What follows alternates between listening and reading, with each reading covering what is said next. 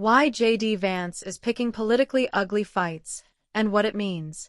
Vice President JD Vance has recently emerged at the center of heated political debate, not for traditional policymaking, but for his willingness to engage in confrontational, highly charged public disputes that some observers say go beyond tactical politics and into increasingly polarizing rhetoric. The online commentary from the Bulwark's The Next Level podcast, featuring Tim Miller, Sarah Longwell, and Jonathan V. Last, highlights how Vance has surfaced repeatedly in discussions about state violence, law enforcement, and the political dynamics within the Republican Party. The hosts characterize one such moment as an ugly fight chosen on purpose, suggesting that Vance's approach is not accidental but strategic in reinforcing partisan divides and consolidating his standing within the Trump-aligned conservative base. More than routine politics, Vance's recent defensive stance on controversial law enforcement incidents reflects a broader pattern. Rather than avoid conflict, he often seems to lean into it.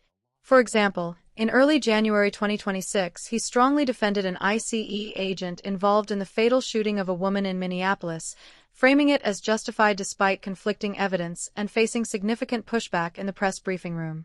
Critics said his language echoed past patterns of casting events in highly partisan terms. This combative style fits with how many journalists and commentators describe his shift from former never-Trump skeptic to a forcefully pro-Trump political figure.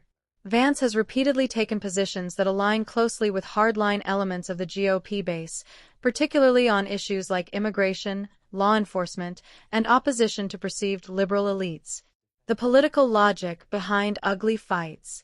Some analysts argue that Vance's behavior reflects a broader trend in contemporary politics, choosing high visibility, emotionally charged conflicts to energize supporters and define political identity. These fights are often less about policy nuance and more about drawing sharp lines between us and them, a dynamic that can boost enthusiasm among core voters even as it deepens polarization.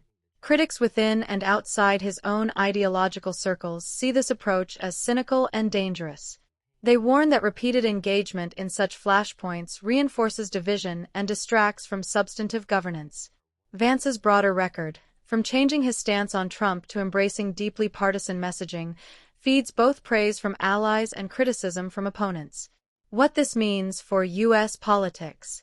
The prominence of Vance's combative style underscores how much today's political environment rewards spectacle over consensus. Whether defending controversial law enforcement actions or engaging in rhetorical showdowns, figures like Vance illustrate how political fights that many would call ugly are now central features of modern campaigns and governance. Such dynamics have implications beyond individual episodes. They shape voter expectations, media coverage, and the broader tone of national politics. As the U.S. heads into future election cycles and shifts in leadership, the influence of personalities who embrace confrontation, for better or worse, will remain a pivotal factor.